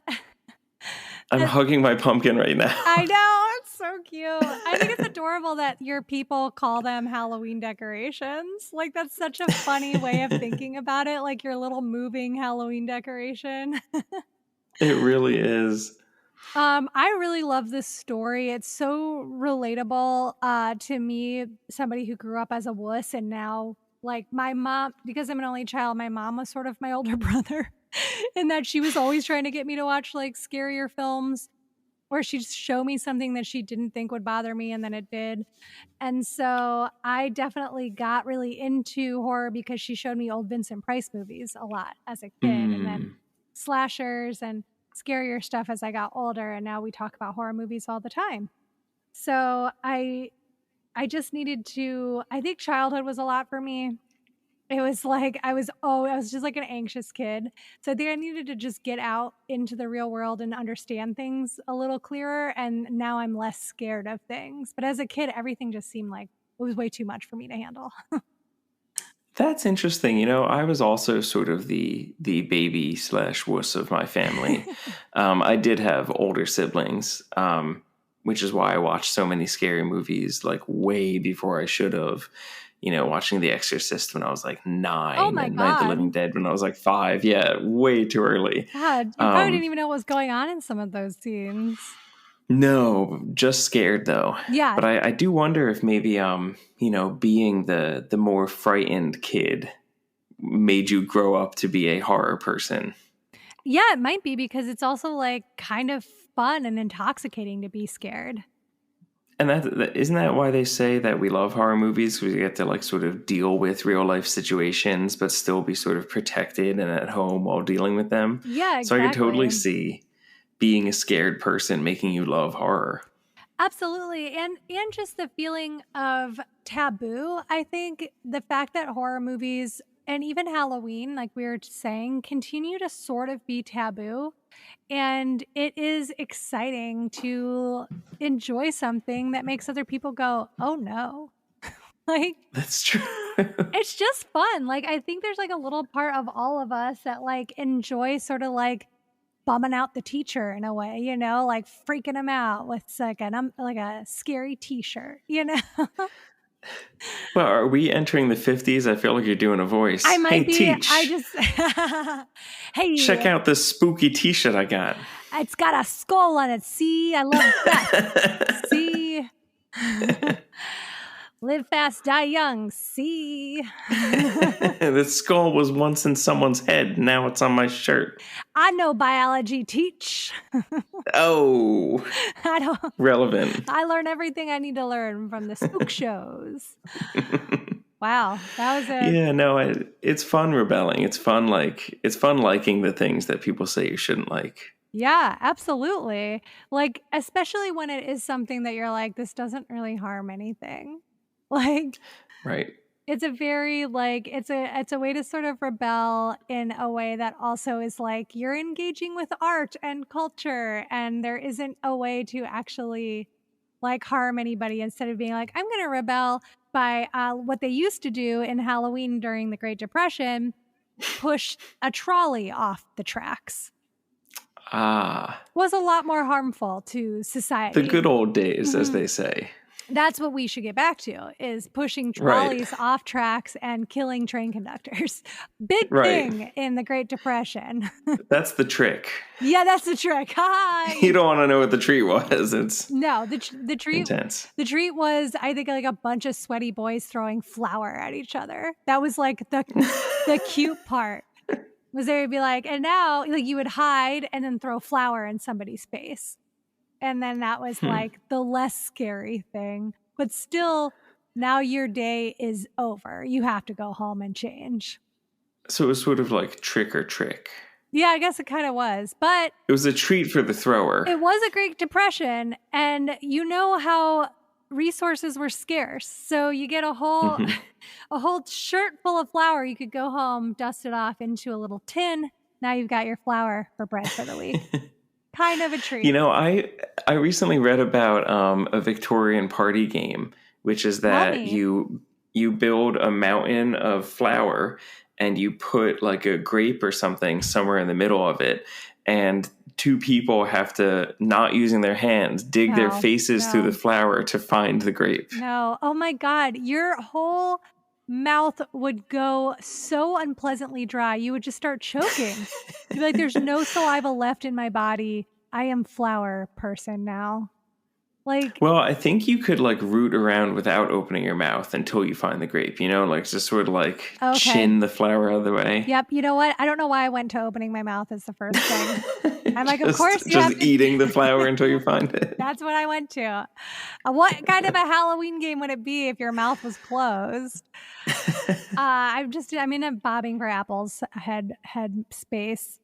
Oh yeah. Okay, so it was a different time. You would just close up all the orifices and just mush your face around in the flour and try to get to the grape. Yes. That used to be like a party game, a viable party game. Your face was covered in flour. Right. I guess that was the like fun of it. Yeah. You sort of looked like a spooky ghost when it was over. Oh, Samantha, you have been quite floured. Oh. I love that it could be a verb too. Yeah. We can tell you had fun at the Halloween party tonight, Samantha. You are floured from tip to toe. Quite ghastly indeed. Is that a ghost? No, it's just Samantha, fresh from her flowery Halloween party. The grape wielder. Yes. I hope you at least won the grape, Samantha. That was her treat. I feel like it would be fun to have older siblings who also liked horror movies. Yes. My brother and sister don't necessarily dislike them, but they don't have a vested interest in the way I do. No, I've always been very envious of kids with older siblings because if they were cool, you got to be cool by extension. And so I was envious, and I also always thought it was kind of unfair because I'm out here trying to like build my own rep in the streets, you know? Like there's nobody to like usher me in to the group at school. But yeah, it was always really, they were always the kids who had cool older siblings were listening to like the best music. Like we had a kid that I went to school in elementary school who would wear Crass t-shirts in like 5th and 6th grade. Like, imagine listening to Crass at 11. Like, sorry, it took me to like 17 or 18. Like I just wasn't... No, I mean, I get it. Much like I was watching Night of the Living Dead when I was only 5 or 6, you know. That's my like horror equivalent. That's your cool thing. Well, at least I am grateful that while I wasn't allowed to see some of the more violent stuff when I was little, my parents did get me into classic horror at a young age, which is really helpful because I feel like now there's a lot of people our age who are like just going back and revisiting things that they just didn't know about. And I felt like I had a really good foundation for the history of horror early on, and then I got to kind of almost go chronologically and like 50s to 60s to 70s, and like when I'd watch Halloween I'd be like, oh wait, I can kind of see where Psycho were influenced Halloween. Instead of now, I mean, the kids I babysit, when they saw Halloween and they're like 12 or 13 and they were like, it's not scary, it made me so angry that I had to be like, well, you're wrong, and I don't want to talk about this anymore. Like, I had to like change the subject. Go to bed. Yeah, I'm like, look at that. It's 8:00. Time for bed. Because I was just like, they're a child. That's fine. They've seen so much more than what I saw at that age. They're also like a child in LA. Like, they have to witness a lot on a daily basis. Well, I was just going to talk about streaming services because there was a time in my life, and I mean, 8 years ago or something, when I already knew how much I loved, 80s horror, specifically, 80s horror comedies. You see Night of the Comet or Chopping Mall or things like that. And the fashion is fantastic and all mall-based. Yes. And they're funny and scary. But there comes a point where you think, all right, well, the 80s have ended. Horror comedies were not a very large genre to begin with.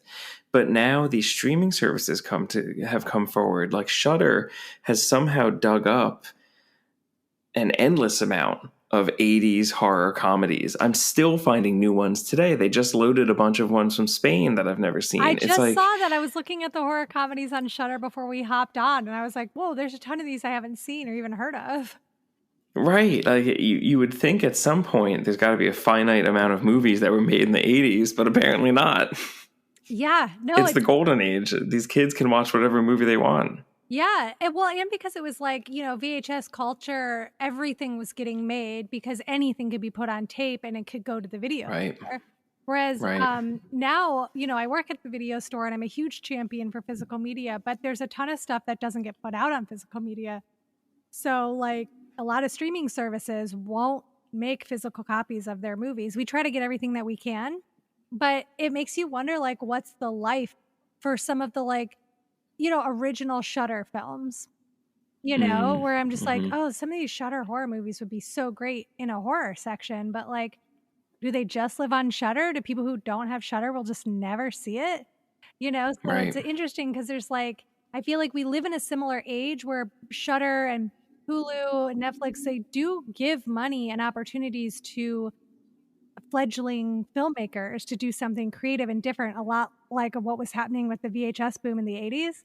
But they don't have that back end where it's like then it gets distributed. It is if somebody subscribes, but it's not necessarily like at every single store in the country. You know what's so interesting about that? I run a cassette label, This and That Tapes, and we don't do any streaming, or I don't do it through the label because it's not worth it to me. Yeah. When we put out a cassette, we've had a few cassettes that we've sold a few hundred copies of and gotten, 25 listens to on streams. But it's just, you put it out on Spotify or something and it enters the ocean of 2 billion songs. Yes. But here it is as a cassette and you can show it to people and they will take it and, buy it from you. Exactly. So I hear what you're saying. Yeah, because like our new release section has like 20 movies, So then people will be like, oh, I can choose from these 20 new releases that span the genres and countries and things like that. And right. Kind of, there's such a thing as too much. Like my brain gets overloaded by options, It's hard to keep up. Hey. I have go ahead. I was gonna say, and then what a great reason then to get The Lantern's Way, which is everything you need for Halloween in one easy magazine. You don't have to run all over the place. That is so true. Right. You can read people's stories from their past. You can see wonderful photos, find recipes to cook. You can cook it yourself. It's a recipe. Yeah. Just follow it. Yeah, exactly. Get costume inspiration, learn a little history, get some, discover some new artists. Right. Read some great writing. I mean, it's a wonderful magazine. It's a one-stop all Halloween based. It sure is. You were going to say another thing though, and I interrupted you. Gosh, I have no idea what it was now, so that's okay. Okay, great. Well, Joe, thank you so much for joining me and talking to me about going over all these fun EEEKmails that we got to talk about. Thank you to the people who wrote in, our fellow Lanterns, Lindsay and Benji and Apollonia. Those were really terrific stories, a little disturbing, but in a good way. And thank you for making The Lantern's Way with me. This has been I'm like stuttering because I have so many words filling my brain right now, and I'm having just choosing the right word is now overwhelming me. This is just really a dream come true. So thank you for doing this with me. Oh, thank you for saying so. This has been so much fun to work on, and I'm so excited about all the stories that I got to read. So thank you to everyone who sent something in. And thank you to everyone who's already pre-ordered it. We've gotten a whole bunch of them just in the last day. So, it's really great. I'm going to have so much fun making them. And I promise I'm going to write everyone a note to go with your zine. Ooh, so very you'll get generous. A little piece of me too. Perfect. Well, that's right. The Lantern's Way, our very first It's Always Halloween, is available to order now. One. Thank you. It is a pre-order. So, we'll start production. I say I am in California. Joe does.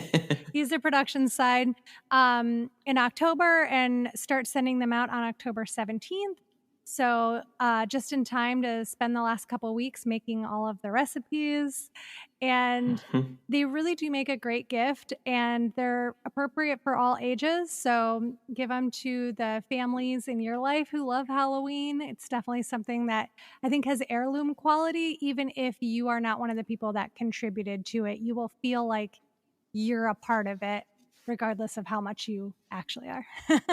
Absolutely. Yeah, I already feel like I know some of the people in it from reading their stories. So you will really enjoy connecting with people through this. Absolutely. And I just want to second what Joe said. Thank you so much to everybody who contributed. People are already asking if we're going to do one next year. So we're definitely going to talk about it and we will be in touch about that. But for now, let's just focus on the zine that's right in front of us, The Lantern's Way, available on displacedsnail.com. And there's a link in the show notes, and it's also linked everywhere you can find me all around the internet.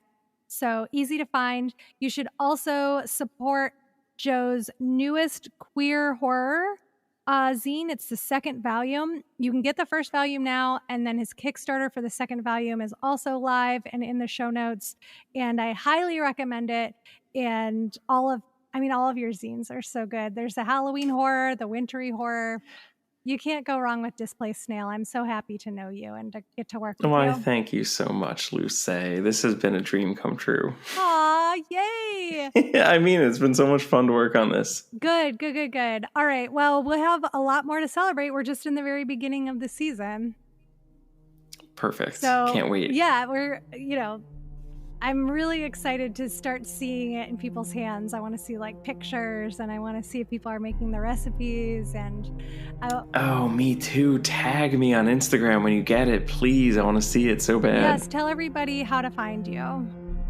Right, so on the interweb, I am displacedSnail.com, which is where you can pre-order the Lantern's Way zine. And on Instagram, I am at displacedSnail. You can see me and all of my zines up there. I have a good time. Amazing. Well, thank you so much for joining me, Joe. This was super fun, and I will talk to you soon, probably tomorrow. Yes, thank you for having me, Luce. I'll talk to you soon. Happy Halloween. Goodbye.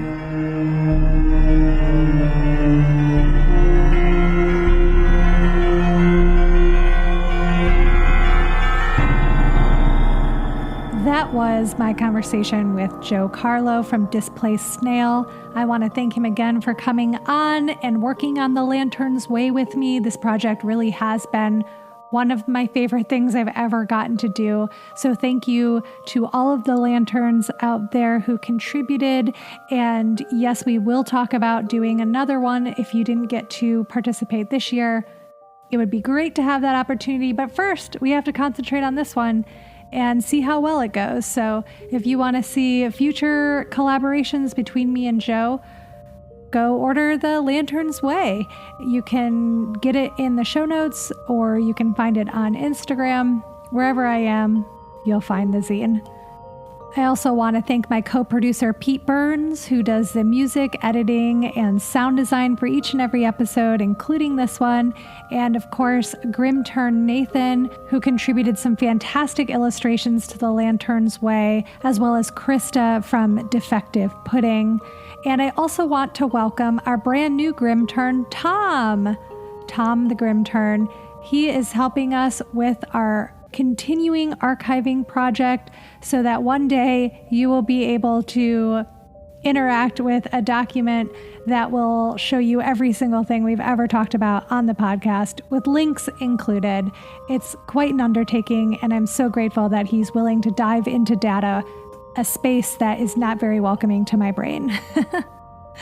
Thank you to all of you for listening to yet another episode of It's Always Halloween. You can support the show by subscribing on Patreon at patreon.com/itsalwayshalloween. You could give a one-time donation through our tip jar. You could order some merch on Redbubble, or you could leave us a really nice 5-star review and a few written words about why the podcast is meaningful to you. That really helps us move up on the charts and find other like-minded ghouls. You can find all the links from everything we talked about today in our show notes and on Instagram at It's Always Halloween Podcast. If you have a Halloween question, recommendation, or memory you want to share, please call the All Hallows Hotline at 802-532-DEAD, or write us an EEEKmail at itsalwayshalloweenpodcast@gmail.com.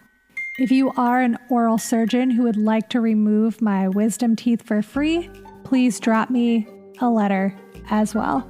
Thanks so much for listening to yet another episode of It's Always Halloween, and please come back next time. You'll find us. Just take the lantern's way.